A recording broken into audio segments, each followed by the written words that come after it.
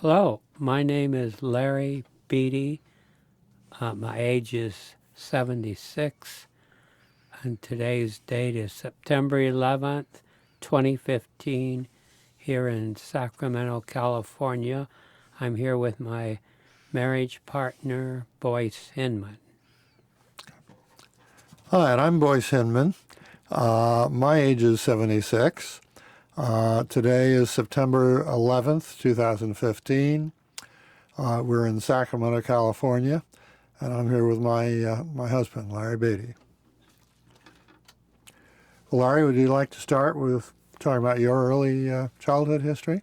Okay, I was born in Richland Center, Wisconsin, October 1st, 1938. Richland Center is a town now of about 5,000. I don't know what it was in 1938. Actually, we lived on a farm a few miles out of town where I lived with my mother and father, and they had 13 children. I'm the youngest. At this time, three of us I have survived, and the others are deceased. Okay. I'm Boyce Hinman, and actually, since Larry's folks didn't have enough to do raising 13 kids, they took in their granddaughter and raised her too, one of Larry's nieces. Grew up in quite a different setting, on the edge of New York City, which had 8 million people at that time. I think it still has about that many times. My father was a college professor, and my mother was a secretary. We were far from real wealthy. In the 30s, there were times when City College, where my father worked, could not pay him. They just didn't have the money to pay him. So we weren't destitute, but we were certainly not real wealthy either. And shall I start with my education, Larry, and then we can have you Sure. give yours? I went to college in Middlebury in Vermont. I got a degree in psychology, which turned out to be totally useless. There's no job you can get with just a bachelor's degree in psychology. So, and Larry, about your education? Okay, I started grade school in a one-room school. This was a few miles out of town, Richland Center. There were 8 grades. After the grade school, I went to high school in Cazenovia, Wisconsin. After 4 years there, I went to a county college, which was designed to train people to become teachers. So I started there. After 2 years, I did start teaching in a one-room school. I may be overlapping here. That's okay. For 2 years, and then switched to teaching sixth grade for 1 year. Then I decided to terminate my teaching career. Teaching is And, tough. Yeah. So, Why did you decide that? well, I just think I was too young to start. Not enough experience. And he's a little bit shy, too. It's stressful up front. He's, I think, a little nervous right here. Well, why don't I talk about my education a bit then and how it came up? I went to PS 81, Public School 81 in New York City, and then and that was a relatively small school. It certainly wasn't one room, had 8 grades with probably 700 or 800 students. But from there, I went to DeWitt Clinton High School, which had a little over 3,000 students. Now I believe it has 7,000 students. And to be perfectly honest, it was back then kind of a blackboard jungle.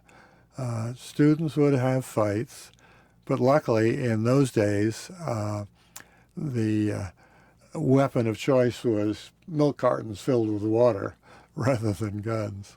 So it was quite an experience. It was a big city high school for sure, and my grade school had really been kind of a village school that I could walk to 2 blocks to get to it. And then, as I say, I had my college education at Middlebury College.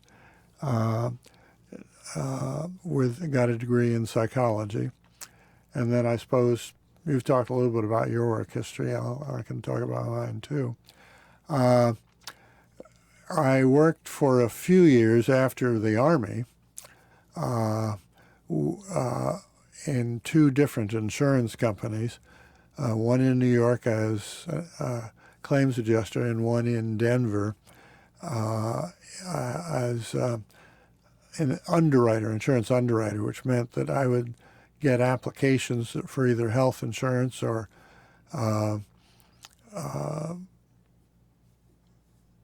life insurance that had been sent to me by salespeople that were selling those. And I would, my job was to review those and determine whether we could issue an ordinary policy or if we'd have to charge extra premiums because of health problems that the person had, the customer had. And Larry was talking about being too young. I was really too young for that job as well. These policies were often for, say, $50,000, $100,000 of life insurance. And I was very nervous. I want to make sure I made the right decision. And I kept writing to the insurance agents asking for more information, which got them very angry because they wanted to get that policy sold and for them to get their commission. And as a result, that was the only job I have ever been fired from. But I was laid off from that because, again, I was being too cautious. And it was interesting. My boss was, I think I was the first person he had ever had to lay off, and he was very nervous about it. So basically the conversation was mostly me comforting him and telling him that I'd do okay.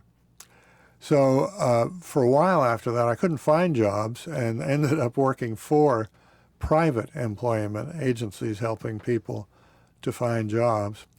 And then I moved to San Francisco and was able to get a job like that in a private employment agency, which ultimately qualified me to work for California's Employment Development Department, which at that time had a big part of it was kind of a public employment agency. With private employment agencies, if they get you a job, the job seeker, pay them a fee. With EDD, we'd help people find jobs and did not charge them a fee. The cost of our services came out of taxes that we all pay. So I guess next, Larry, we thought we'd talk about...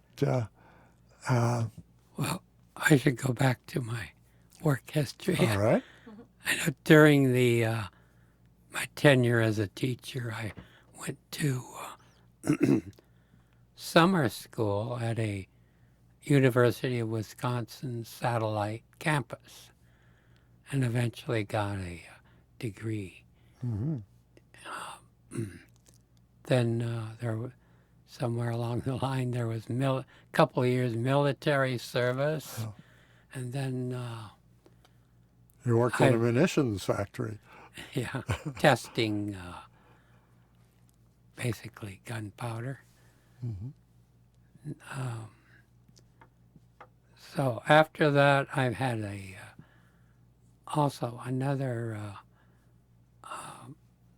You went to couple of Hale years College? of business college in San Francisco. And after that, I've had some clerical office positions, several years at a CPA, and several years at a hospital. Okay.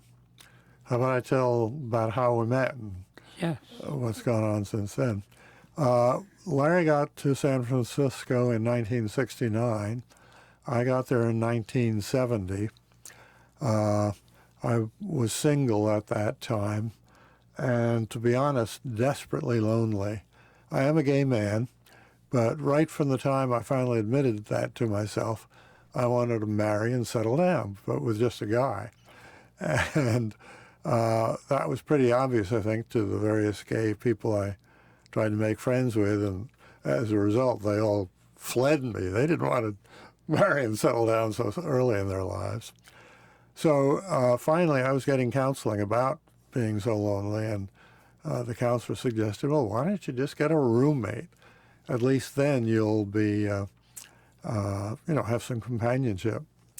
So I did that. I put out a notice on a bulletin board advertising a room for rent, and Larry was one of two people who responded. And I decided to invite him to be my roommate. And one thing led to another, and eventually we were obviously a couple. We were a gay couple. And we met in 1970 and we've been together since then, which is, I believe, 45 years, or will be in November. And we took every opportunity to secure recognition of our relationship. And for me, it was a lot of people, gay people, say we want our marriage to be recognized, to be validated. And I think for us, basically, it was to make sure we had benefits to protect each other. And so California passed its first domestic partner legislation here in California back in the year 2000, and people were allowed to register as domestic partners on January 2nd, 2001, and we were there that day. In 2007, I believe it was, our state Supreme Court said our state's ban on same-sex marriage was unconstitutional, violated the state constitution. And so the first day gay couples could marry in California was June 17th of 2008. And we were there the first day and registered our marriage. And it, of course, took quite a while before the federal government recognized our marriage when the Supreme Court overturned the federal government's ban on same-sex marriage. And that has provided us with lots of very useful protections, things that I can do that will protect Larry if, say, I go first. So it's been an interesting ride. You have some civil rights work that you've done. Could you tell us about it? Yeah, my paid work life for 22 years was to work for the state of California. I retired from there in 1992. In 1988, I began part-time what has become virtually another career of civil rights work.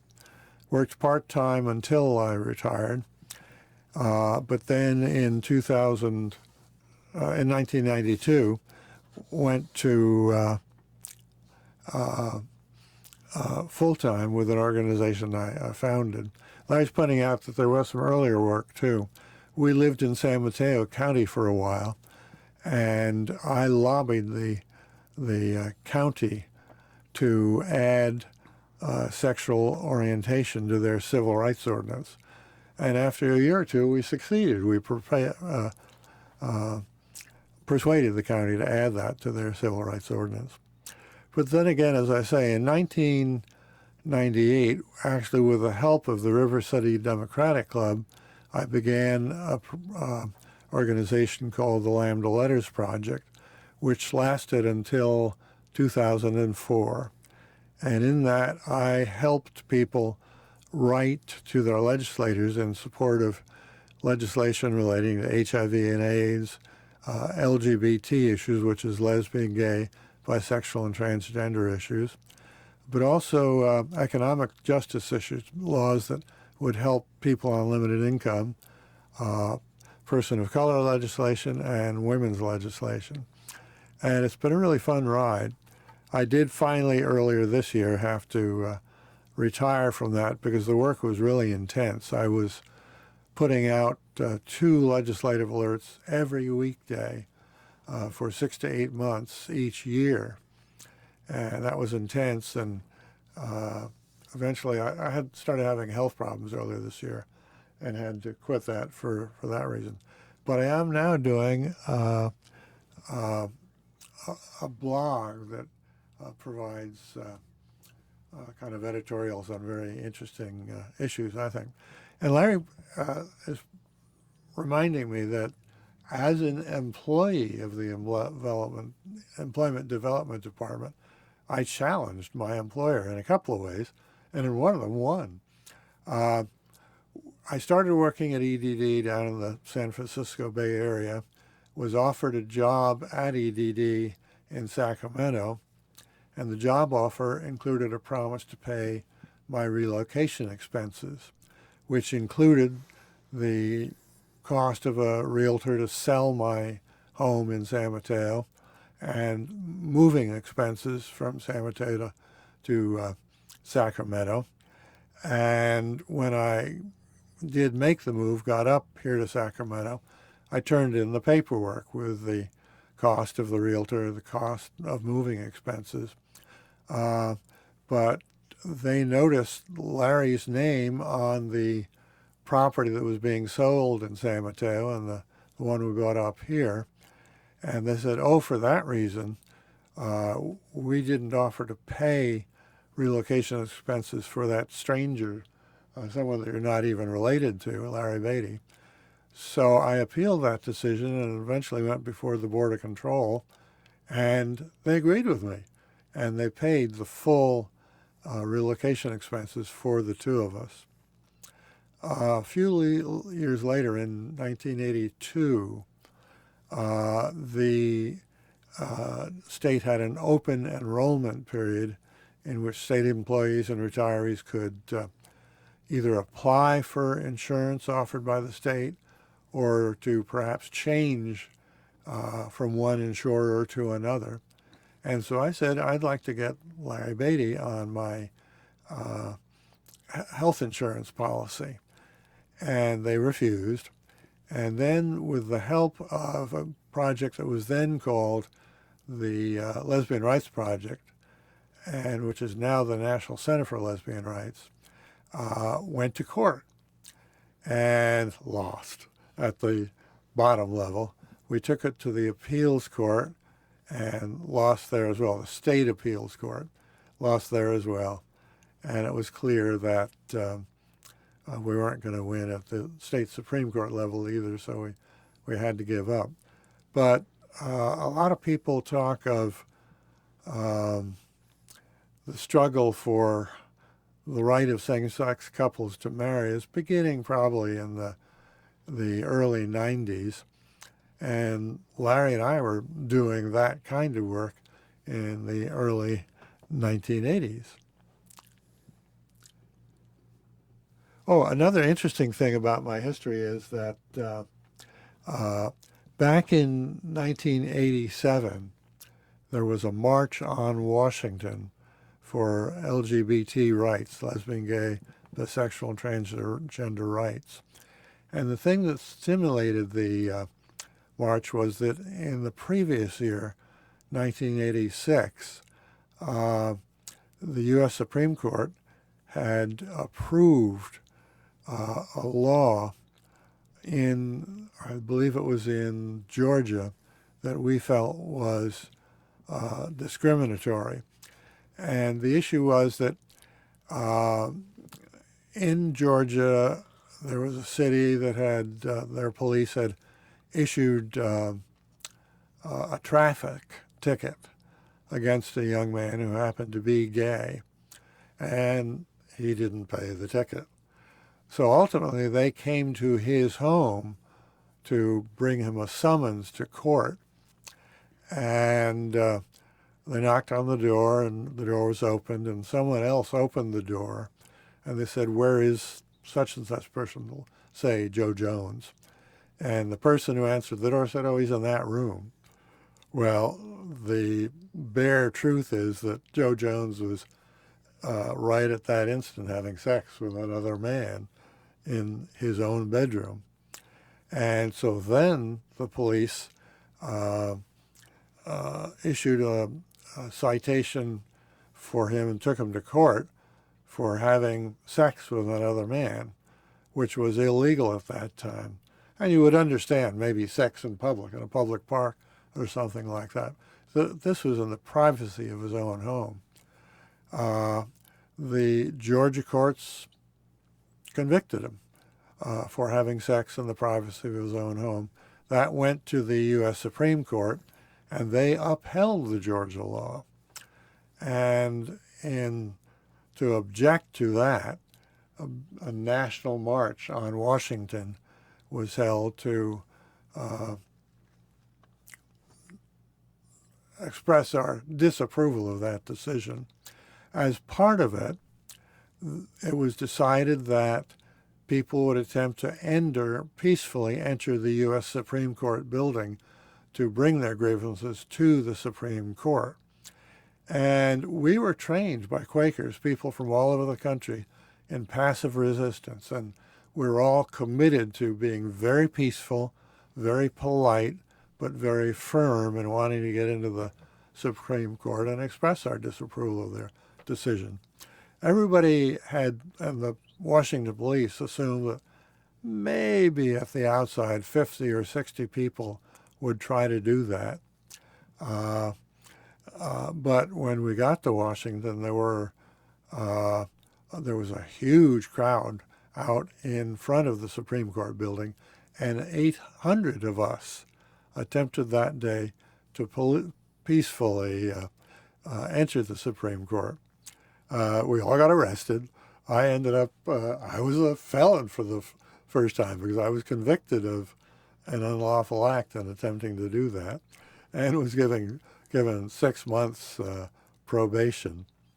But as we all know, eventually the Supreme Court, it was actually sometime in the 1990s that the Supreme Court overturned state laws that prohibited same-sex in the privacy of your own home. And then, of course, more recently, they overturned laws that banned same-sex marriage. And I guess there's one more thing I thought I'd like to talk about. Just how lucky I have been in life. First and foremost, for finding Larry.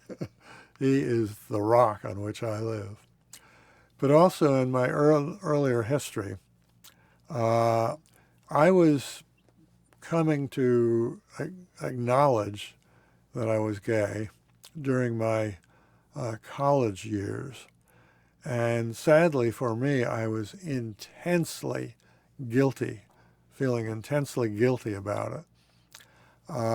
And so much so that one of my college guidance counselor, a professor in the psychology department, was counseling me about it, trying to help me adjust to it and be able to get on with my life.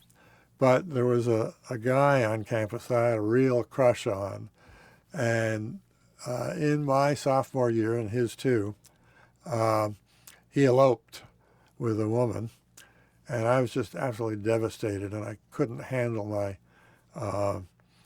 coursework at college anymore. So I ran away from college, and luckily I ran to my parents. Well, my college advisor was really worried that I was going to try suicide. So he, in essence, outed me to my parents. He wrote and told them I was gay and that I was deeply troubled about it, and that they should get counseling for me. And luckily, they agreed to do that. Their initial reaction was the usual. My mother cried and wondered where she went wrong, and my father said, well, couldn't you marry anyway to raise some Christian children? But they got me a counselor anyway. How did it make you feel that someone else outed you to your parents? Actually, I didn't.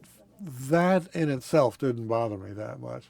I was much more consumed with the anxiety of my being gay. But so they found a psychiatrist for me to see, and that was in the early 60s, and that was a day when many psychiatrists and therapists were still using shock therapy to try to make people who are gay become straight. And I actually told the psychiatrist I wanted him to make me straight. And he said, I can't do that. All I can promise to do is to try to help you to become the best person you can be, whatever that is. And he helped me a lot. And I was ultimately able to accept myself as a gay person and to get on with my life. But some other luck later in life. My family, the men in them, have a history of depression. My father had severe depression in his senior years. His brother, my uncle, had to get shock therapy for depression in his 40s. And sadly, one of my nephews committed suicide, apparently from depression. I had my first, well, the thing about coming out gay was the first major depressive episode I had. A second one occurred in the 1980s. In 1985, it was astonishing. I really enjoyed the work I was doing. I was really happy about my life. And within about a week, suddenly I was severely depressed, crying and having crying tantrums and things of that sort. By then, I had medical coverage with the Kaiser Health Plan. I saw a therapist there.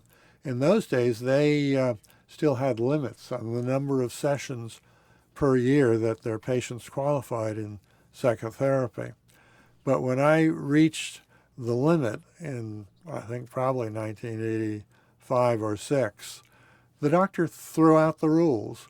He said, I'm not supposed to let you see me anymore this year, but you're too sick, so I'm going to just keep seeing you.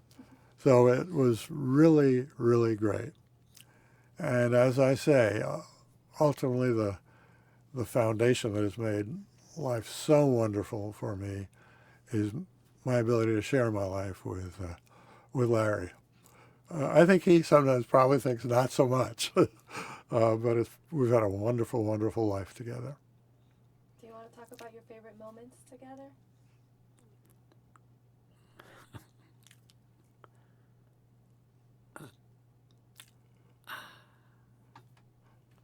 I think that kind of suggests, like for many people would be on their honeymoon or things of that sort.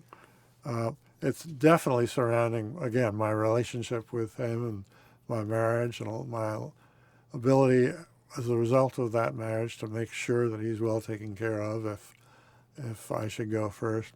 But basically we're kind of just, it's a practical relationship, not a real, starshine in the skies, emotional marriage. We just enjoy spending life together. And again, with me, he is the only person I have only ever felt completely comfortable with. we have lots of other friends, but and they're very good friends and they're very nice. But I, perhaps related to the depression, I don't know, I get uncomfortable relating to other people for long periods of time, with one exception, which is Bill St. John, whom he had a gay partner of 55 years when Stan, Bill's partner, passed away. And we spent a lot of time with a couple of them beforehand, before Stan's death. But along with others, became a support. It's like you hear about children taking care of their parents in their senior years. We kind of filled that role, along with some others, for Bill St. John. And he and I, and we had a lot in common. I love classical music, and he loved classical music. And he was on very limited income, particularly once Stan died. And so we frequently would take him to concerts with us. And we really, really enjoyed sharing those, and we'd take him to plays and things like that. And he was just such a dear, sweet person. You couldn't help but be very comfortable with him. And also, one of my hobbies is needlepointing, and he was a master needlepointer. He did, we've seen works that he did of needlepoints that were 4 feet by 5 feet up on his wall. One in particular was of a Manchurian warrior from apparently the heyday of the Manchurians. And it was a warrior sitting on a horse wearing a beautiful, beautiful outfit, 4 feet by 5 feet. It was just absolutely beautiful. He was a much better needlepointer than I am. You have about 5 minutes. Is there anything that you'd like to share?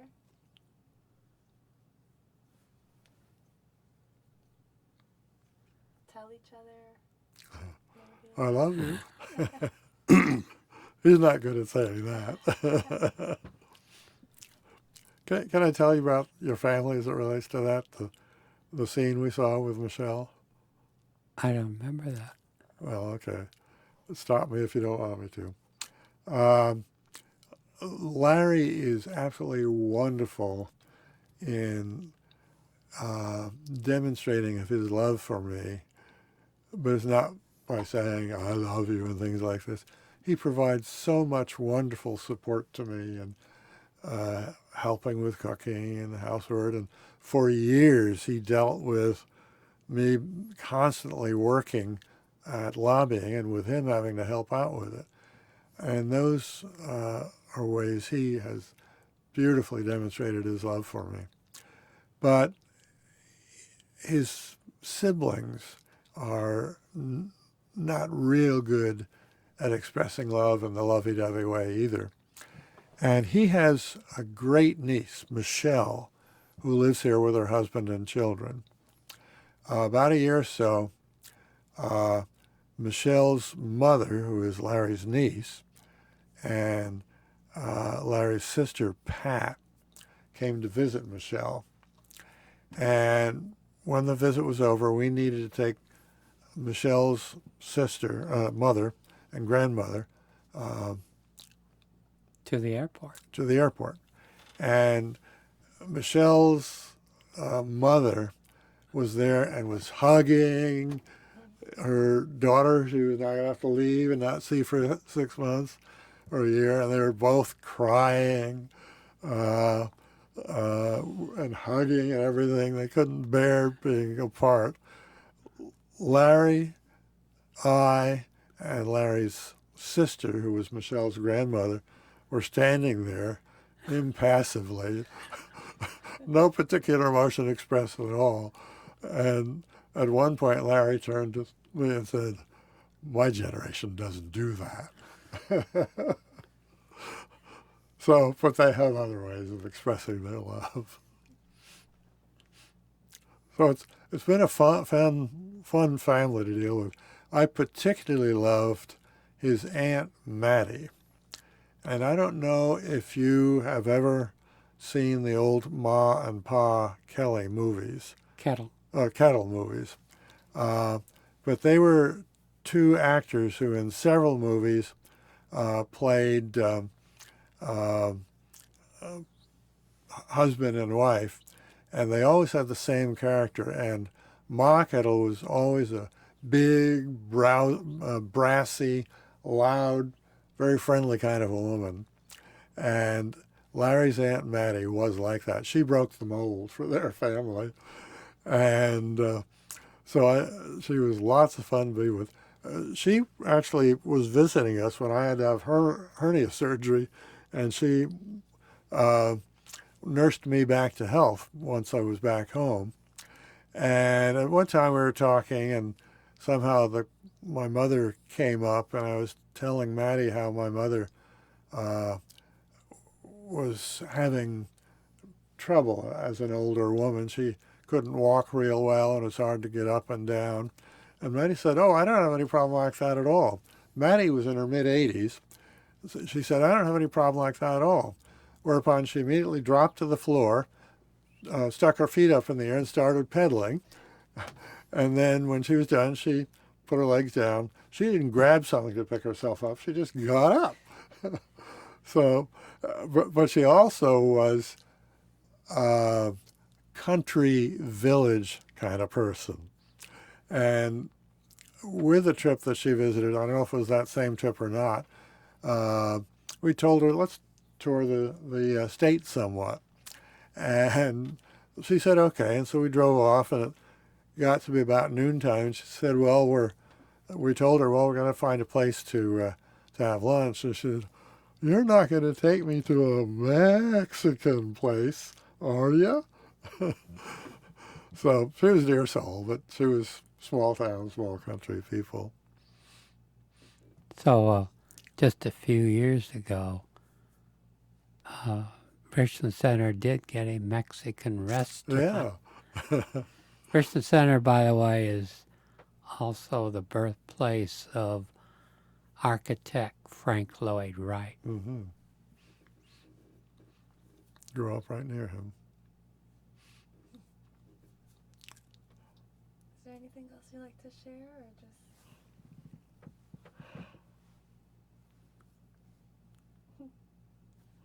I don't know. We live in suburban Sacramento. Yeah. 2 cats. And I'm in 4th place in that house. If one of the cats is sitting where I want to sit, I can't sit there. So I'm definitely 4th place. But I think that's probably about it.